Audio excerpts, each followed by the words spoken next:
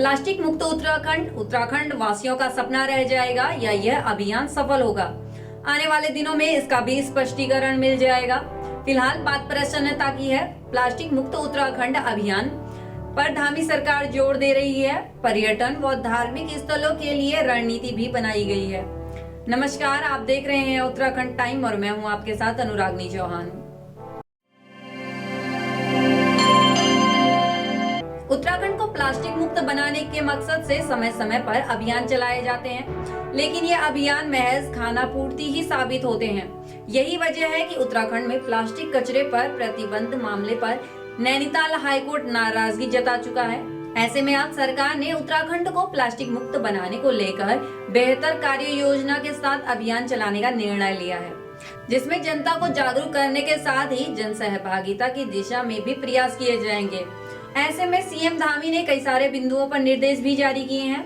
दरअसल आज यानी 30 जनवरी को नई दिल्ली के उत्तराखंड सदन से मुख्यमंत्री पुष्कर सिंह धामी ने शासन स्तरीय अधिकारियों की वर्चुअल बैठक ली।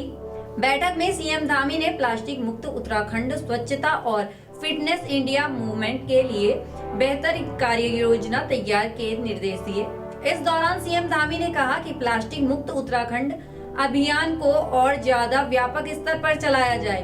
देवभूमि उत्तराखंड अपने नैसर्गिक सौंदर्य के साथ ही पर्यटन और जैव विविधता की दृष्टि से काफी अहम राज्य है।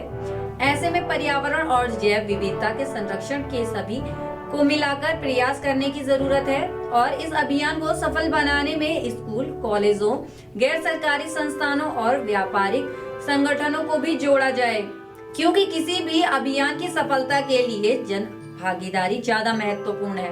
सीएम धामी ने अधिकारियों को केदारनाथ धाम की तरह राज्य के अन्य धार्मिक और पर्यटन स्थलों पर प्लास्टिक बोतल का QR कोड की व्यवस्था कराने के निर्देश दिए, ताकि प्लास्टिक कचरा प्रबंधन में मदद मिल सके। साथ ही स्वच्छता के उच्च मानक स्थापित करने और लोगों को स्वच्छ वातावरण देने के लिए स्वच्छता की दिशा में प्रभावी प्रयास करने को कहा। चारधाम यात्रा मार्ग समेत पर्यटन एवं धार्मिक स्थलों के 500 मीटर के दायरे में डस्टबिन लगाने के निर्देश दिए। सीएम पुष्कर सिंह धामी स्वच्छ भारत अभियान के तहत खासकर चारधाम यात्रा मार्ग, पर्यटन और धार्मिक स्थलों पर हर 500 मीटर के दूर पर डस्टबिन लगाए जाने के निर्देश देते हुए साथ ही बस अड्डे, रेलवे स्टेशनों और अन्य सार्वजनिक स्थलों पर स्वच्छता व्यवस्था की नियमित समीक्षा करने के लिए अधिकारियों को अहम निर्देश दिए। वहीं सीएम धामी ने 100% डोर टू डोर कूड़ा का कलेक्शन करने, गीला और सूखा कूड़ा अलग अलग करने के लिए लोगों को जागरूक करने के निर्देश दिए। शहरी और ग्रामीण क्षेत्रों में सफाई व्यवस्था को और ज्यादा बेहतर बनाने को भी कहा। उन्होंने साफ शब्द में कहा कि राज्य में स्वच्छता के क्षेत्र में और तेजी से काम किया जाए। इसके लिए निकाय चुनाव में निर्वाचित पदाधिकारियों की शपथ के बाद उनसे एक बैठक की जाएगी और सभी नगर निगमों में लीगेसी वेस्ट का कार्य जल्द पूरा किया जाए।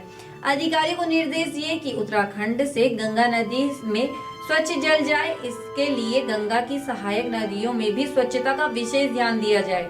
स्वच्छता सर्वेक्षण में निकायों की तरह ग्रामीण क्षेत्रों में भी स्वच्छता के मानकों की घोषणा की व्यवस्था की जाए। इसके साथ ही राष्ट्रीय खेलों के दौरान भी स्वच्छता पर विशेष ध्यान दिया जाए। सीएम धामी ने फिट इंडिया मूवमेंट को और ज्यादा प्रभावी बनाने के निर्देश देते हुए कहा कि शैक्षणिक संस्थानों में रोजाना योगा और व्यायाम की गतिविधियां करवाई जाएं। ग्राम पंचायत स्तर पर ओपन जिम की राज्य सरकार की योजना पर और प्रभावी तरीके से काम किया जाए। स्वस्थ उत्तराखंड के लिए स्वास्थ्य विभाग की ओर से लगातार जागरूकता कैंप लगाए जाएं। साथ ही स्वास्थ्य परीक्षण के लिए व्यवस्थाएं भी की जाएं। वहीं सीएम धामी ने कहा कि फिट इंडिया मूवमेंट के तहत प्रदेश में संतुलित आहार के लिए लोगों को प्रेरित किया जाए। स्वास्थ्य आहार और जागरूकता शिविर का आयोजन किया जाए। जंक फूड से होने वाले दुष्प्रभावों को लेकर लोगों को जागरूक किया जाए। राज्य के स्थानीय उत्पादों को बढ़ावा दिया जाए। साथ ही उन्होंने मिलावटखोरी पर रोक लगाने के लिए सघन चेकिंग अभियान चलाने को कहा। खैर, ये तो रही सीएम द्वारा दिए गए निर्देशों की बात, लेकिन उत्तराखंड में कूड़े की समस्या से निपटने के लिए 2022 से प्रयास किए जा रहे हैं। सिंगल यूज प्लास्टिक कचरे के निस्तारण पर केंद्र सरकार भी विशेष जोर दे रही है। इसी कड़ी में उत्तराखंड में प्रदूषण नियंत्रण बोर्ड के अंतर्गत पिछले साल प्लास्टिक कचरे के प्रबंधन के लिए DDRS यानी डिजिटल डिपॉजिट रिफंड सिस्टम की शुरुआत की गई थी। मुख्यमंत्री पुष्कर सिंह धामी ने ही सचिवालय में आयोजित कार्यक्रम में इसकी लॉन्चिंग की थी और मुख्यमंत्री ने स्वयं प्लास्टिक की बोतल को बारकोड स्कैन कर डिजिटल पेमेंट प्राप्त किया था। इसके साथ ही उत्तराखंड यह करने वाला देश का पहला राज्य बन गया और 1 जनवरी 2025 से राज्य में DDRS पूरी तरह से लागू होने की बात हुई थी। DDR के तहत पानी, कोल्ड ड्रिंक्स की प्लास्टिक बोतलों की कुछ साल पहले पायलट प्रोजेक्ट के रूप में केदारनाथ में यह प्रयोग किया गया। इसके सफल संचालन के लिए रुद्रप्रयाग जिले को वर्ष 2022 में डिजिटल इंडिया अवार्ड भी मिल चुका है। फिलहाल DDRS जैसी अन्य पहल करने की अधिक आवश्यकता है। अपडेट के लिए बने रहे उत्तराखंड टाइम पर। धन्यवाद।